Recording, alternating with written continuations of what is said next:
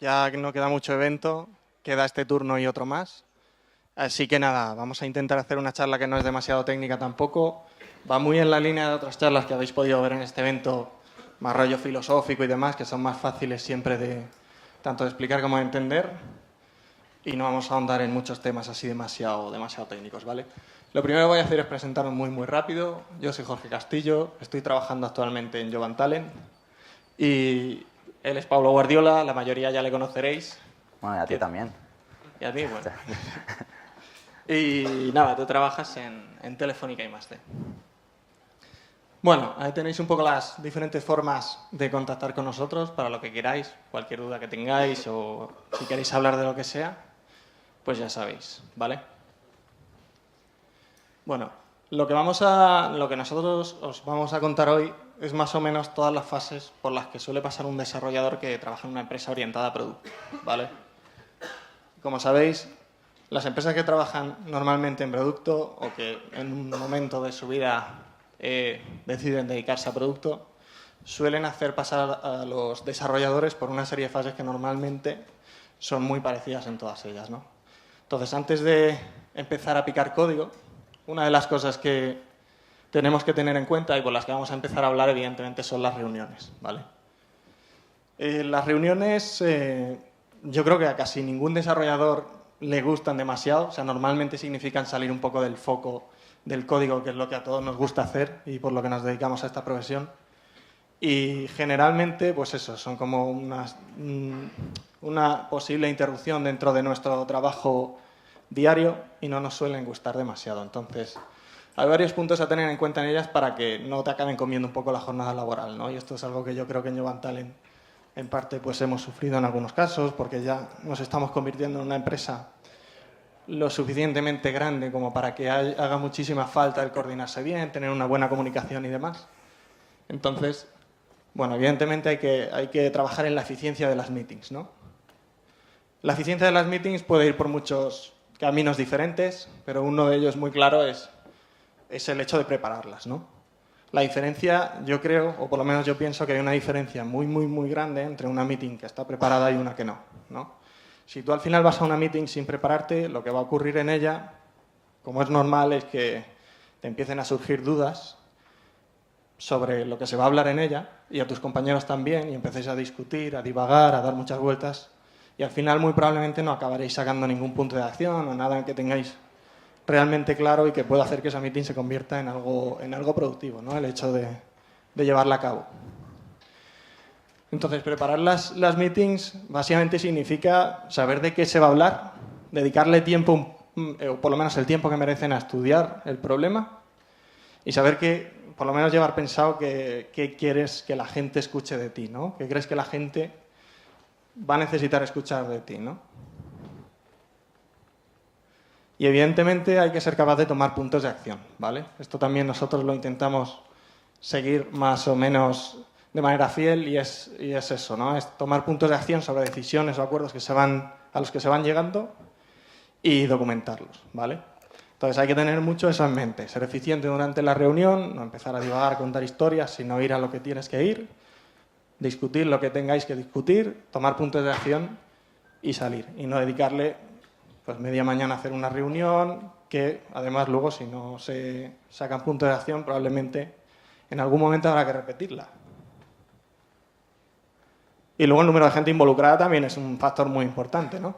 Tendemos muchas veces a llevar a muchísima gente a las reuniones y generalmente pues se puede recortar en ese sentido y pensar un poquito mejor qué gente debería ir y que luego pues estas personas trabajen a lo mejor más en comunicar toda esa parte que han discutido en la reunión a sus respectivos equipos o a la gente con la que van a trabajar, ¿no? Entonces escalar un poquito ese flujo de información y que no sea todo el mundo el que tiene que ir a todas las reuniones, ¿no? Evidentemente eso va a ayudar también. Bueno, después de lo que sería un poco la fase previa de reuniones en las que se discute un poquito el planning que se va a llevar dentro del sprint y demás, o se discuten sobre todo las diferentes features que nos gustaría tener dentro, llegaría un poco la fase de definición de producto, ¿vale? En la que nosotros no intervenimos directamente, pero yo creo que indirectamente sí, ¿no? Entonces, Yo creo que, o por lo menos me parece bastante interesante que si vas a definir un producto, intentes orientarlo un poquito más a lo que es el conseguir feedback rápido de tus usuarios, ¿no? Si planteas tu producto de una manera orientada más a lo que es un modelo MVP para luego posterior iteración, seguramente conseguirás llegar mucho antes a los usuarios, cumplirás mejor los tiempos y aunque haya cierta cantidad de funcionalidades que hayas tenido que apartar un poquito y dejarlas para más adelante, recibirás feedback muy rápido, ¿vale? La base de usuarios no tiene por qué ser la base de usuarios final, puede ser simplemente pues, gente que esté en una beta o en una alfa o una beta interna. Pero cuanto más acerques tu producto a los usuarios, más probable es que lo orientes como lo tienes que orientar, ¿no? Que generalmente es, pues debería basarse en las necesidades reales que ellos tienen, ¿no? Si no haces esto, es bastante probable que puedas acabar divagando demasiado sobre los problemas, imaginando demasiadas situaciones, pero no comprobándolas o contrastándolas con una base de usuarios y estadísticas de uso reales. Y bueno, en esto también se basa la transparencia del producto, ¿no? En todo momento, o del desarrollo del mismo. Esta frase pues, nos gustó bastante cuando la leímos y bueno, es muy significativa, ¿no? En ese sentido. Trabaja con un usuario para pensar como un usuario, ¿vale?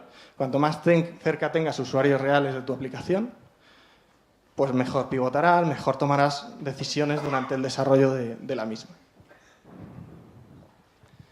Bueno, PM Education, esto, ahora veréis a qué nos referimos con ello. Evidentemente, cuando el producto más o menos está definido y queremos o tenemos, los PMs tienen claro qué es lo que van a querer hacer, pues se te van a pedir estimaciones, como es lógico, ¿vale? Y en ese momento, pues tú necesitarás una serie de detalles para poder estudiar el código y entender más o menos el tiempo, o hacer un cálculo más o menos aproximado del tiempo que tú crees que tardarás en realizar eso, ¿no? Esa tarea. Y ahí entra el tema de la definición de User Stories. Normalmente, bueno, hay PMs que tienen unas formas de trabajar, otros tienen otras, pero generalmente la persona que mejor sabe lo que vas a necesitar para desarrollar una feature eres tú. Entonces, trabajar un poquito en tener un ownership sobre esa toma de decisiones, instar al PM a que te ofrezca una serie de cosas o de requerimientos que tú vas a necesitar para poder empezar a trabajar, me parece positivo, ¿no? Entonces, si puedes de alguna manera educar, entre comillas, a tu PM a que si te da una serie de cosas, una pequeña checklist o un documento que puedes compartir con él, empiezas a trabajar o empezarás a trabajar desde el día 1, ¿no? Si tú le demuestras que gracias a eso empiezas a trabajar pronto, es muy probable que a la primera, a lo mejor no, a la segunda quizá tampoco, pero a la tercera él mismo cogerá y directamente te lo dará, ¿vale?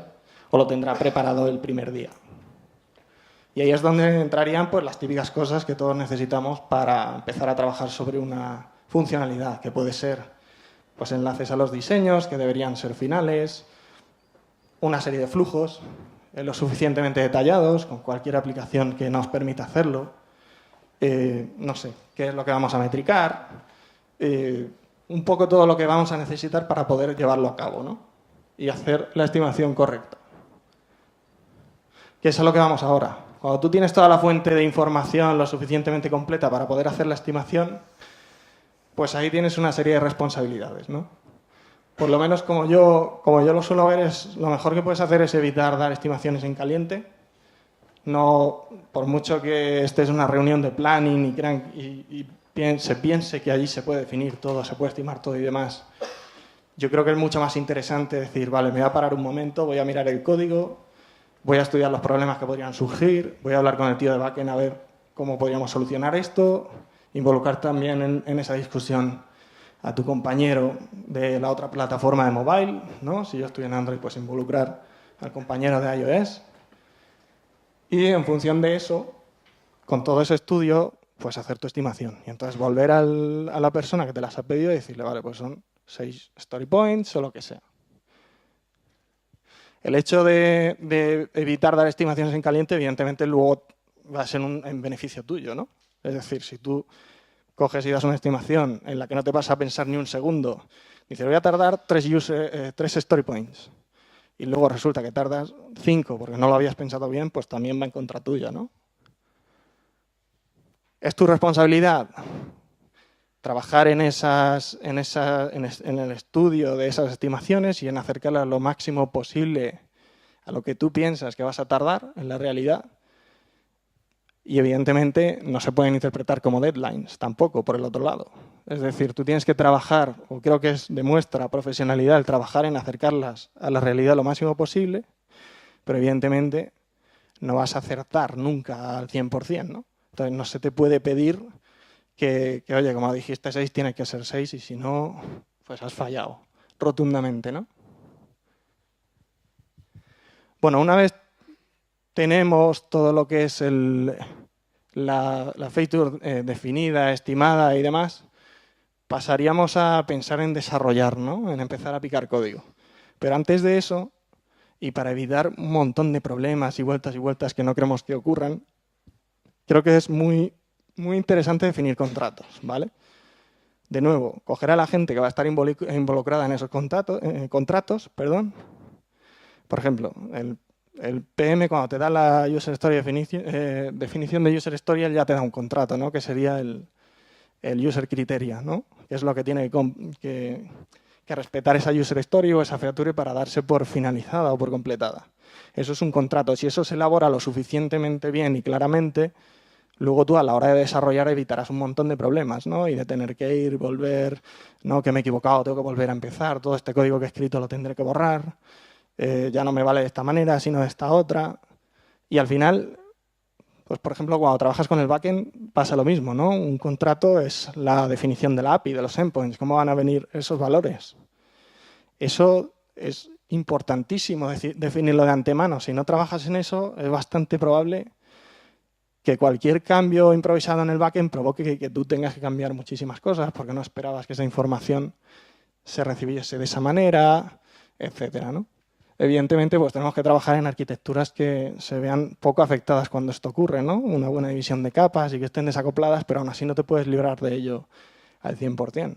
Si resulta que se inventan un modelo nuevo que no tiene nada que ver con lo que tú tienes, igual te parte la mitad de la arquitectura porque lo han improvisado, ¿no? Sobre la marcha. Y de nuevo lo mismo, discutir con la gente involucrada y si esto se lleva a cabo, la coordinación mejorará mucho, ¿no? A la hora de trabajar. Bueno, posteriormente a esta fase inicial en la que definimos el producto, lo estimamos y elaboramos esos contratos, empezaríamos a pensar ya en desarrollar. Ahora sí, ¿no? Y durante el desarrollo hay un montón de cosas no tan técnicas, pero que nosotros hemos considerado también bastante importantes, ¿no? Una de ellas es evidentemente el profesionalismo, que se puede aplicar a un montón de campos, pero en este caso yo lo he querido aplicar más bien a lo que es el desarrollo a nivel de código y me quiero referir sobre todo a sentirte satisfecho con el trabajo que haces, ¿no? Esto ya lo hemos oído en otras charlas anteriormente, durante el día de hoy y ayer.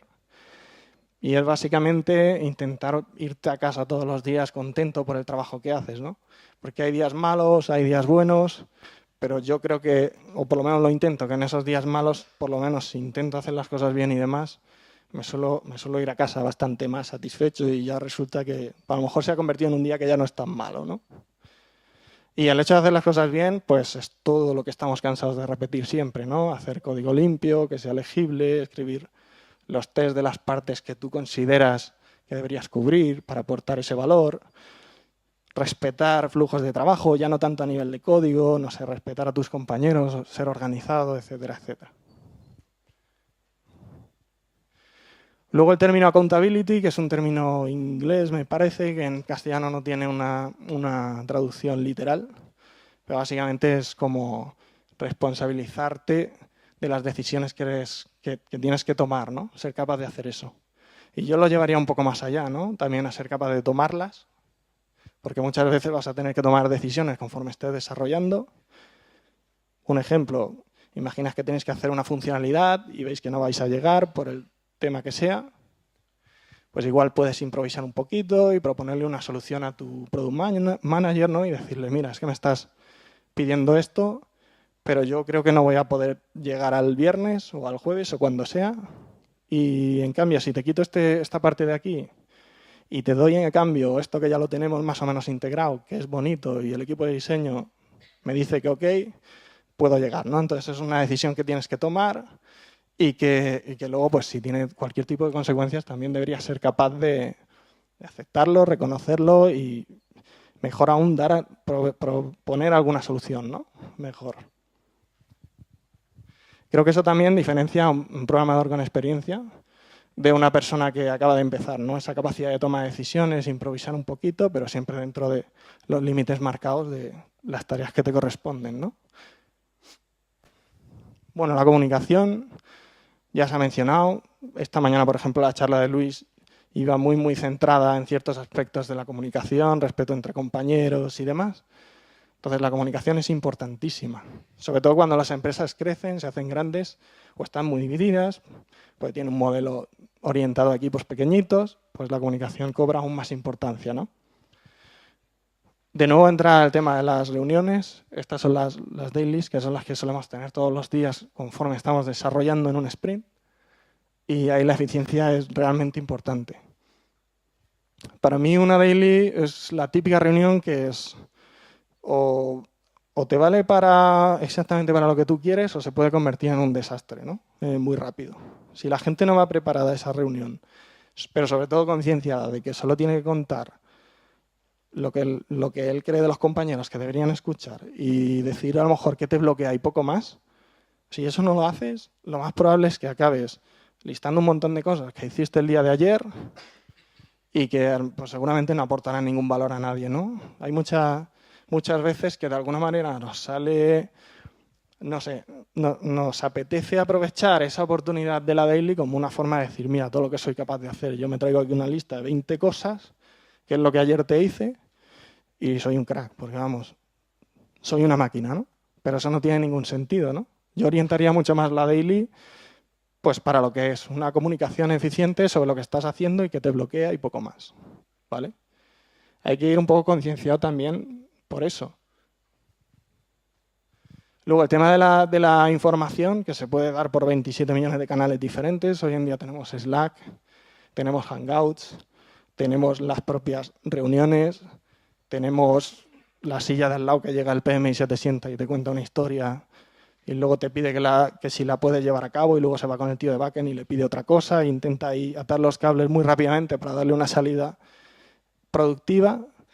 Entonces, hay como un montón de canales de comunicación que pueden hacer que la coordinación luego en el equipo sea fallida, ¿no? Porque luego vendrá a lo mejor, pues yo qué sé, una persona de backend y dirá, pues mira, tú no me contaste esto, yo no sabía que esto iba a ser así, yo lo he programado de otra manera, ahora qué hacemos, no llego al deadline, etcétera, ¿no? Entonces, centralizar la información en el menor número de canales posibles y sobre todo que quede persistida, ¿no? Hemos puesto que básicamente es que se documente, que tú puedas ir y consultarla.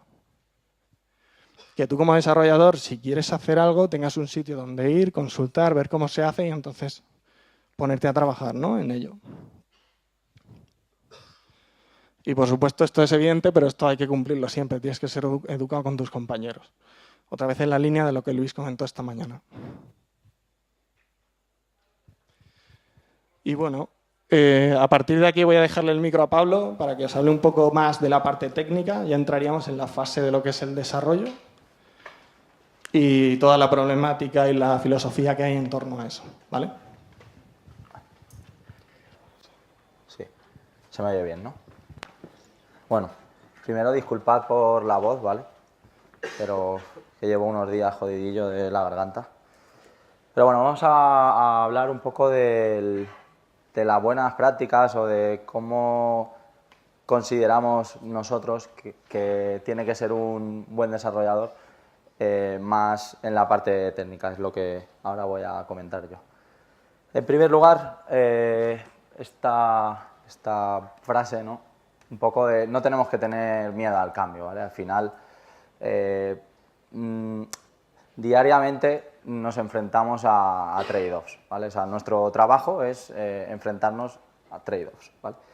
Entonces, está claro que los PMs no nos van a dejar tiempo así tan a la ligera, ¿no? para hacer cosas de limpieza o de refactorización y tal, porque ellos están más centrados en el producto, pero al final es un poco es lo de siempre, ¿no?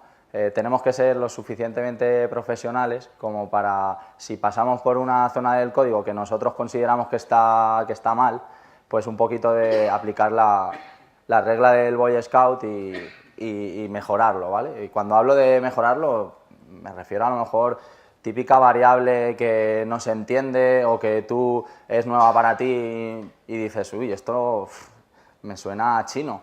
Y cuando ya lo entiendes, pues dices, pues joder, la refactorizo, le cambio el nombre que me cuesta nada, que de hecho los IDEs lo hacen por nosotros, y ya por lo menos para el próximo que venga o incluso nuestro yo del futuro diga, joder, pues esto ya lo entiendo, ¿vale? O sea que son pequeños cambios, ¿vale? Que no nos cuestan nada, pero que muchas veces siempre lo dejamos ahí de lado porque el PM nos está diciendo funcionalidad, funcionalidad, funcionalidad, ¿vale? Pero tenemos que tenerlo en cuenta. Por otro lado, y muy importante, tenemos que ser proactivos, ¿vale? Al final, esto es lo de siempre, ¿no? Tiene que salir de ti, ¿no? Tienes que ponerle tú un poco de cariño, ¿no? al código y decir, pues, oye, si esto está mal, pues yo voy a cambiarlo, ¿no? O sea, lo que comentaba Jorge esta mañana es de predica, ¿no? Con el ejemplo, ¿no? Y, por supuesto, esto, bueno, por supuesto, perdona, hay veces que es difícil, pero esto es como lo que yo suelo decir, muchas veces es mejor pedir perdón que permiso, ¿vale? Porque, y luego todos somos humanos, ¿no? Como ha comentado esta mañana Luis, y si nos equivocamos, pues bueno, nos hemos equivocado, pero si no lo hace nadie, pues al final es muy fácil estancarse, ¿sabes? Y porque hay una decisión que se tomó en no sé qué reunión y ya se tomó esa decisión, ya llega alguien y no se cambia, ¿no? Es como lo hemos hecho históricamente, pues ya lo seguimos haciendo, pues no, porque igual a lo mejor viene un compañero nuevo al equipo y dice, oye, ¿y esto por qué lo hicisteis así? Y dices, pues no, es porque se tomó la decisión en su día y tal. Ya, pero llega un momento que el código pues, se puede estancar y no evoluciona. Por otro lado, otra de las cualidades de un buen desarrollador tiene que ser el equilibrio, ¿vale? Por supuesto, el código perfecto no existe, ¿vale? O sea, es lo que os comentaba antes, ¿no? Todos los días tenemos que lidiar con trade-offs, pero también es cierto que tenemos que aprender a saber lidiar con esos trade-offs, ¿no? O sea, es lo que también comentaba esta mañana Jorge, ¿no? Pues, por ejemplo, él dice, no, yo vuelvo de viaje, ¿no? Como lo comparaba con los cocineros, ¿no? Y dice, yo vuelvo de viaje y claro, llego a las 12 de la noche, no me voy a poner a hacer un pollo con pepitoria, ¿sabes? Para cenar, ¿no? Me hago un sándwich y me voy a dormir, ¿no?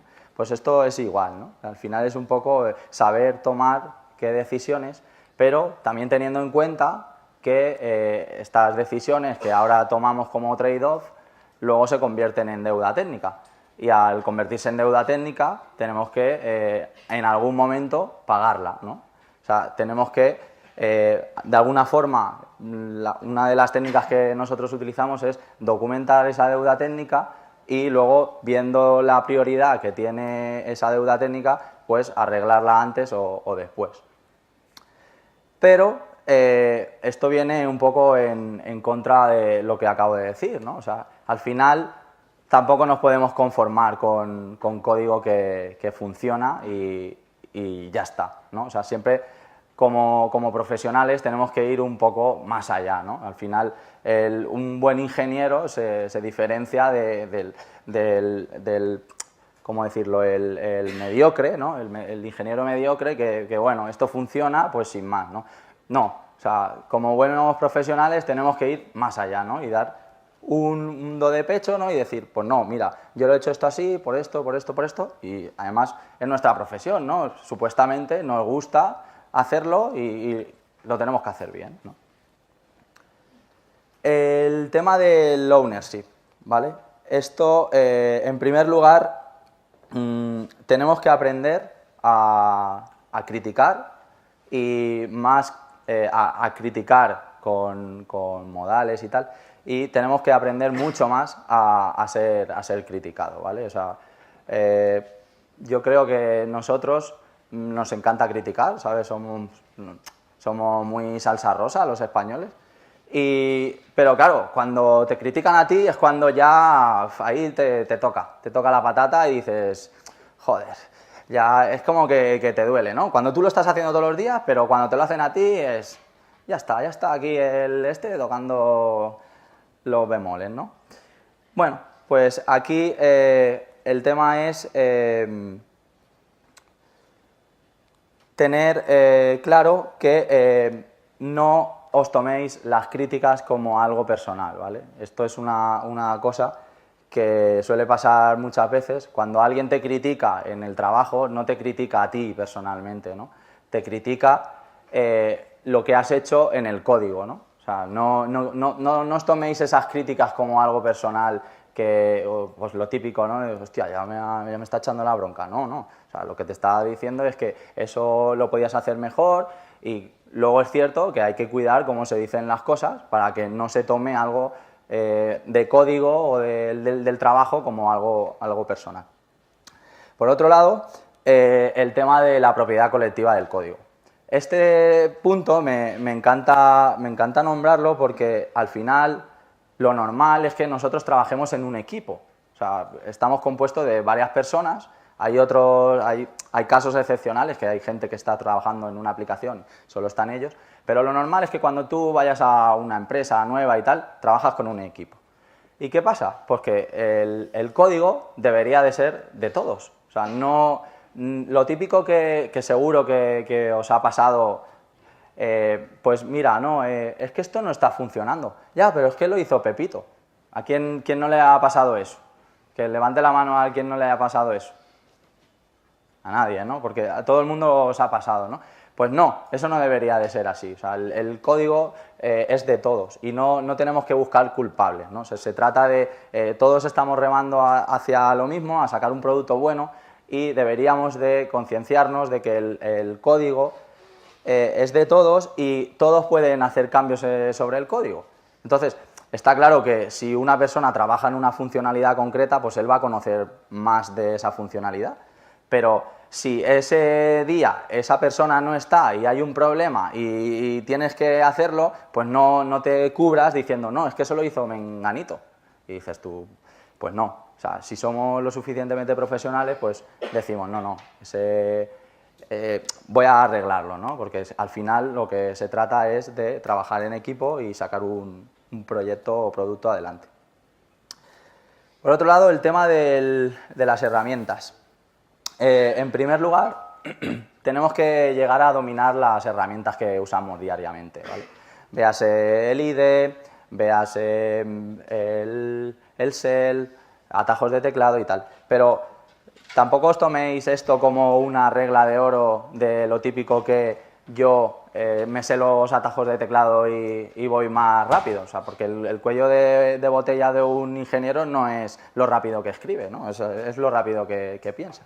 Entonces tenemos que llegar a dominar las herramientas para que nos haga ir más rápido y ser más eficientes.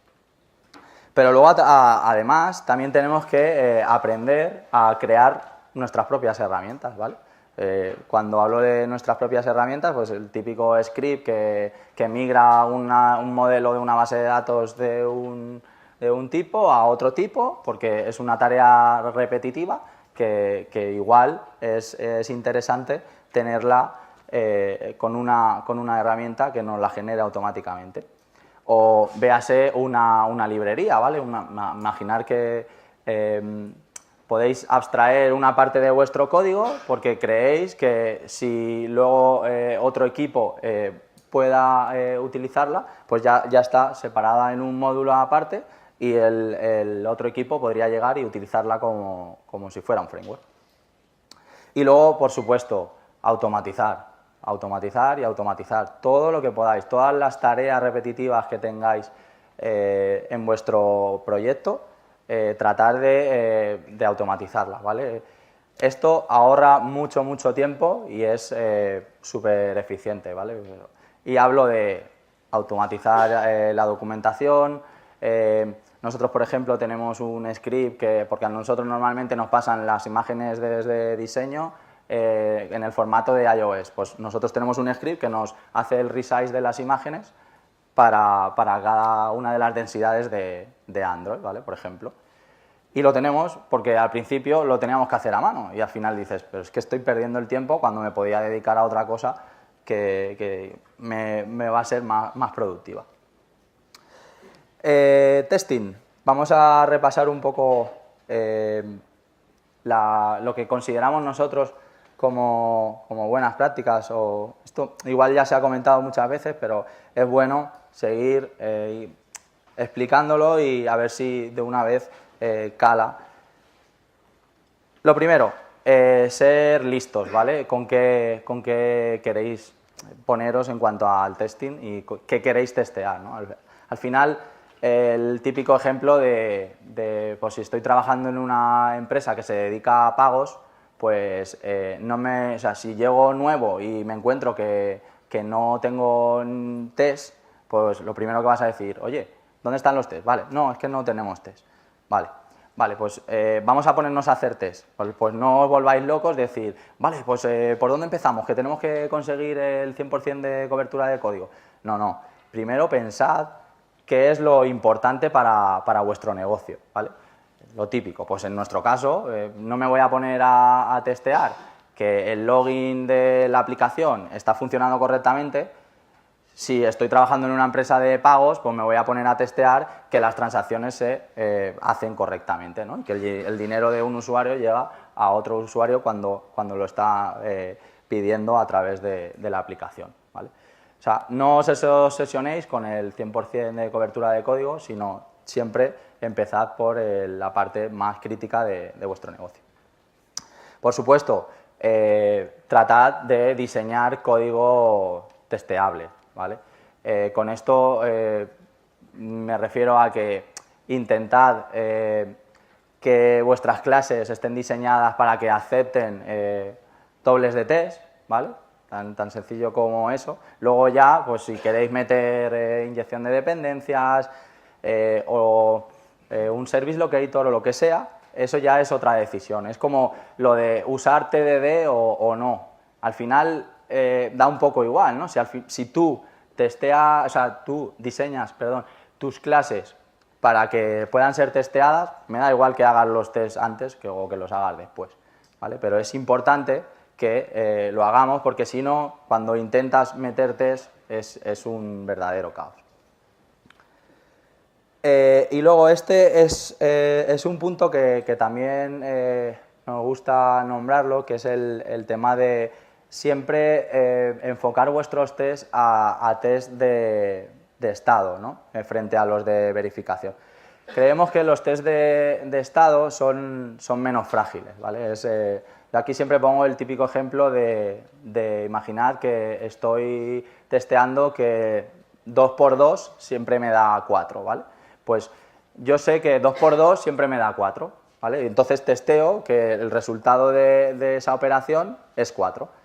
Independientemente de si estoy utilizando por debajo una suma repetitiva o si estoy utilizando una tabla hash en la que tengo precalculada la tabla de multiplicación del 2 o lo que sea. Al final me da igual cómo esté la implementación porque yo me voy a fijar única y exclusivamente en que 2×2 me da 4, ¿vale? Luego también esto se puede llevar al scope o al ámbito de tratar de hacer test de a lo mejor un scope más grande, pero que estén testeando un estado. No que la típica función ha sido llamada, porque en ese caso, en el momento en el que alguien cambie el nombre de esa función, vas a tener un problema porque el test te va a dejar de funcionar.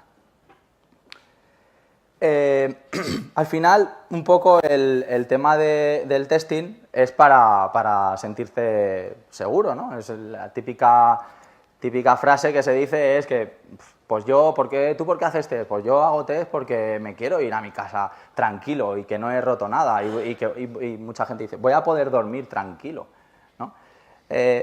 Para ello, una de las buenas prácticas es, siempre que encontremos un test, tratad de meter un bug, tratar de meter un test unitario que lo reproduce, ¿vale? Así nos estaremos asegurando que nunca más reintroducimos ese bug, ¿vale?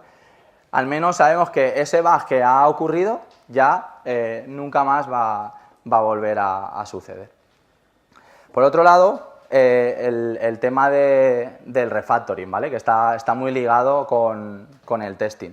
Al final, si tenemos una suite de test de arnés o de andamio, como queráis llamarlo, esto lo que nos facilita es el estar tranquilos, que si hacemos cualquier cambio en nuestra aplicación, va a seguir funcionando como esperábamos, ¿no? O sea, al final es un poco, esa es la idea, ¿no? De estar seguros de que no hemos roto nada, ¿no? Entonces pasamos nuestros test de andamio, que normalmente es los pocos test que tenemos, pues al menos pasarlos, ¿sabes? Para ver que no hemos roto nada. Y si no tenemos, intentar, ¿sabes? Si vais a afrontar un nuevo refactor, pues intentar cubrirlo, aunque sea con un scope más grande o un tipo end-to-end o lo que sea, que son más fáciles de hacer esos test, pues que al menos lo tengamos para asegurarnos de que si estamos cambiando algo, estamos refactorizando algo, no hemos metido la gamba. Al final, el tema del testing es para obtener feedback inmediato, ¿vale? O sea, nosotros queremos saber que lo que hemos escrito y lo que hemos desarrollado está funcionando correctamente, y contra más rápido, mejor. Entonces, una de las técnicas que nosotros solemos hacer es intentamos dividir los tests en lentos, menos lentos o más rápidos. ¿Por qué? Porque al final el tema de que cuando un test nos va lento, al final o lo acabas ignorando o lo acabas borrando. ¿Y qué pasa? Al final, si esto lo seguimos haciendo una y otra vez, nos quedamos sin test y ya no estamos protegiendo nuestra aplicación, ¿no? Estamos como perdiendo esa seguridad que habíamos ganado antes de saber con certeza que nuestro código estaba funcionando como queríamos. Esta es un tema que igual muchos de vosotros ya lo hacéis, ¿vale? Pero hay veces que te encuentras en algunos proyectos que no. Pero siempre intentad tener un servidor de integración continua, pues por lo típico, para que asegurar que en cada PR tengamos, ¿sabes?, los test pasados y estén en verde antes de ponernos a revisar el código. O pues esto, ¿no? El tema de, por ejemplo, el tema también de tener un flow de Git, ¿vale? Es muy importante, ¿no? Y, por supuesto, utilizar un sistema de versión de controles, porque nos va a permitir dar saltos hacia atrás, o, por ejemplo, si has roto algo, puedes volver siempre a la versión anterior de una forma muy sencilla, ¿no? Con un comando, ¿vale? Imagino, bueno, os veo muy callados, ¿vale? Yo suelo preguntar y tal. Supongo que todos estáis usando control de versiones, ¿sí? Y integración continua. Y hooks para pasar los tests. Eso ya no tanto, ¿no? Pues vale, pues mira. Es una buena práctica, ¿vale? Pues sobre todo si tenéis test para asegurar que no has roto nada. Al final, esta frase un poco lo resume, ¿no? Testea tu código y tu software, porque si no, tus usuarios lo van a hacer, ¿no? Y esto pues es lo típico, que los usuarios se ponen a quejarse, te ponen pues la típica puntuación mala, un review muy malo, y esto es un poco, si entras en ese ciclo luego es muy difícil salir, ¿vale?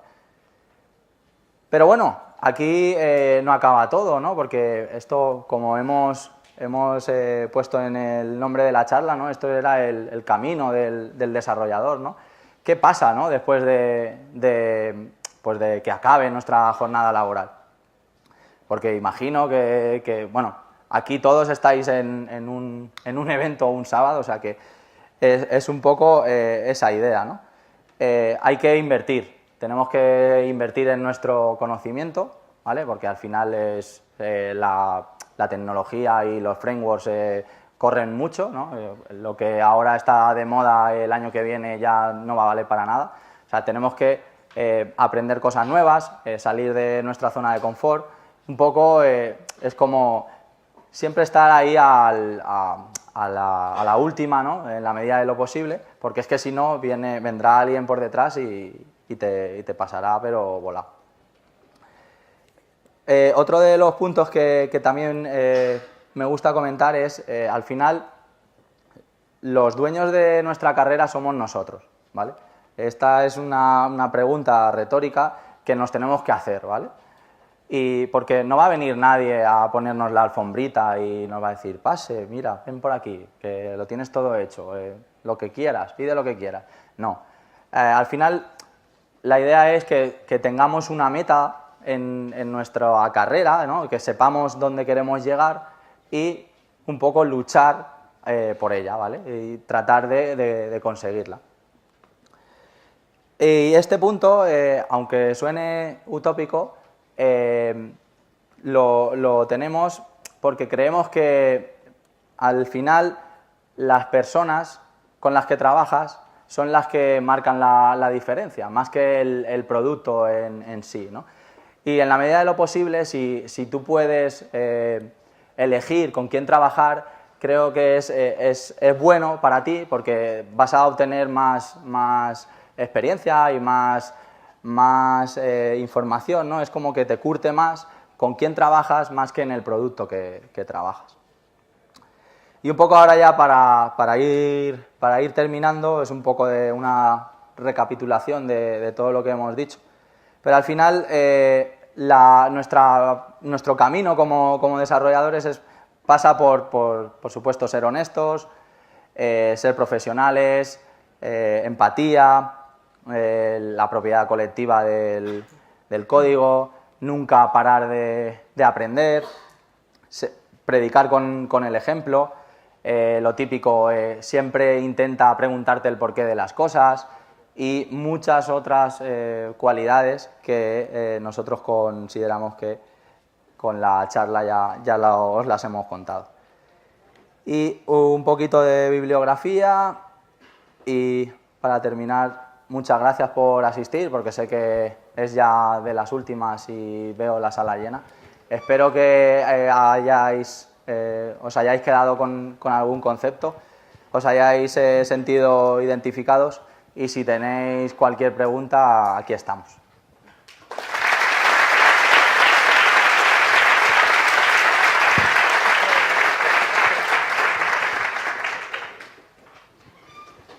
¿Alguna pregunta? ¿Nadie? Vamos. Hay pegatinas.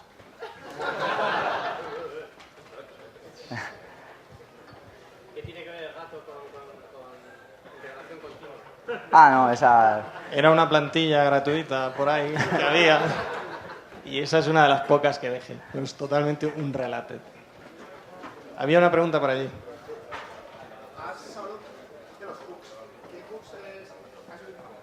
Nosotros, bueno, cuenta tú. Nosotros, por ejemplo, en nuestro proyecto tenemos un plugin de Jenkins que se llama el PR Builder, que básicamente lo configuras en Jenkins de una forma muy sencilla y ahí le dices el script que quieres lanzar. ¿Vale? Nosotros luego lo que tenemos es cada vez que se lanza un PR, pues pasa el script y pasa el check style, pasa los tests, a eso me refería.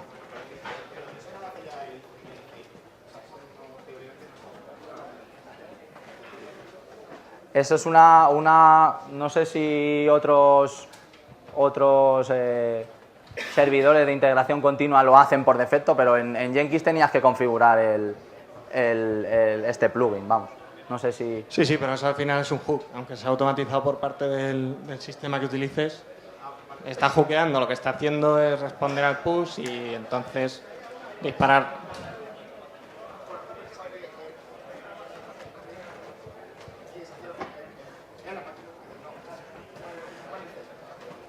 No, yo creo, vamos. A ver, el hook realmente se hace en el GitHub. GitHub sabe cuando le has hecho un PR, entonces le dice a la máquina de integración continua, que me han hecho un PR, vale, pues entonces ejecuta el job que tengas configurado con lo que tengas puesto. Nada más. Bueno, pues muchas gracias. Gracias.